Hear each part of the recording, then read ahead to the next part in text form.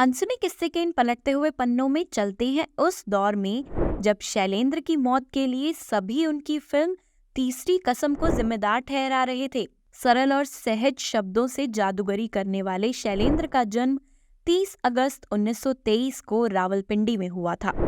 उनका परिवार बिहार के भोजपुर का था, लेकिन फौजी पिता की तैनाती रावलपिंडी में हुई तो घर बार छूट गया।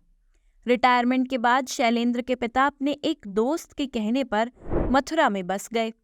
कॉलेज के दिनों में ही आजादी से पहले वो नवोदित कवि के तौर पर कवि सम्मेलनों में हिस्सा लेने लगे थे। हंस, धर्मयुग, साप्ताहिक हिंदुस्तान जैसी पत्रिकाओं में उनकी कविताएं छपने लगी थी। इस दौरान 1942 में भारत छोड़ो आंदोलन के वक्त कॉलेज के साथियों के साथ वो जेल भी पहुंच गए। जेल से छूटने के बाद इन्होंने काम तलाशने का फरमान जारी कर दिया। कहते हैं ना, जब जिम्मेदारी कंधों पर आती है तो इंसान वक्त से भी पहले बड़ा हो जाता है। ठीक ऐसा ही हुआ था शैलेंद्र के साथ। इन्हें समझ आ गया था कि घर चलाने के लिए काम धंधा करना जरूरी होगा। ऐसी स्थिति में वो साहित्य प्रेम छोड़कर रेलवे की परीक्षा पास करके काम पर लग गए। पहले झांझी और फिर बाद में उनकी पोस्टिंग मुंबई हो गई। उनकी बेटी अमला बताती है कि वो रेल कारखाने में जाते तो थे, लेकिन काम में मन नहीं लगता था तो किसी पेड़ के नीचे बैठकर कविता लिखते थे। उनके साथी कहते थे, अरे काम करो, इससे घर चलेगा, कविता से नहीं। लेकिन देखिए कि बाबा को उनकी लिखाई ही आगे लेकर आई। कविता और प्रगतिशील नजरिए के चलते शैलेंद्र प्रगतिशील लेखक संघ से जुड़ गए। 1947 में जब देश आजादी के जश्न और विभाजन के, तब उन्होंने एक गीत लिखा था, जलता है पंजाब साथियों। भारतीय जन नाट्य संघ के आयोजन में शैलेंद्र जब इसे गा रहे थे तब श्रोताओं में राज कपूर भी मौजूद थे। राज कपूर खुद 23 साल के थे, लेकिन पहली फिल्म आग बनाने की तैयारी कर चुके थे। राज कपूर ने शैलेंद्र की प्रतिभा को पहचान लिया।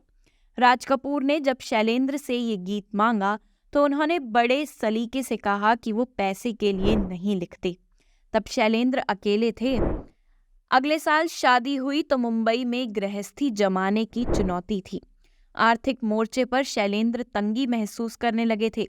इसी दौरान इनकी पत्नी गर्भवती हुई। इनकी आर्थिक जरूरतें और भी बढ़ने लगी। तब वो राज कपूर के पास गए। उन दिनों वो बरसात बना रहे थे। फिल्म लगभग पूरी हो चुकी थी, लेकिन उन्होंने कहा कि 2 गानों की गुंजाइश है, आप लिखो। शैलेंद्र ने तब उनकी फिल्म बरसात के लिए हमसे मिले तुम सजन, तुमसे मिले हम और पतली कमर है तिरछी नजर है गाने लिखे थे। इसके बाद इन दोनों का साथ अगले 16 से 17 सालों तक बना रहा। बरसात से लेकर मेरा नाम जोकर तक राज कपूर की सभी फिल्मों के थीम गीत शैलेंद्र ने ही लिखे। राज कपूर उन्हें कविराज कहकर बुलाते थे। शैलेंद्र ने अपने बारे में धर्मयुग के 16 मई 1965 के अंक में मैं, मेरा कवि और मेरे गीत शीर्षक से लिखे आलेख में बताया, आवारा की कहानी सुने बिना केवल नाम से प्रेरित होकर मैंने ये गीत लिखा था। मैंने जब सुनाया तो राज कपूर साहब को ये गीत कुछ खास पसंद नहीं आया। फिल्म पूरी बन गई तो उन्होंने मुझे फिर से गीत सुनाने को कहा और इसके बाद अब्बास साहब को गीत सुनाया। अब्बास साहब की राय हुई कि ये तो फिल्म का मुख्य गीत होना चाहिए। शैलेंद्र अपने जीवन के अनुभवों को ही कागज पर उतारते रहे। इस दौरान उन्होंने सिनेमाई मीटर की धुनों का भी ख्याल रखा और आम लोगों के दर्द का भी। एक बार राज कपूर की टीम के संगीतकार शंकर जयकिशन से उनका किसी बात पर मनमुटाव हो गया। इस वाक्य के बारे में इनकी बेटी अमला शैलेंद्र बताती है, कुछ अनबन हो गई थी और फिर शंकर जयकिशन ने किसी दूसरे गीतकार को अनुबंधित भी कर लिया था।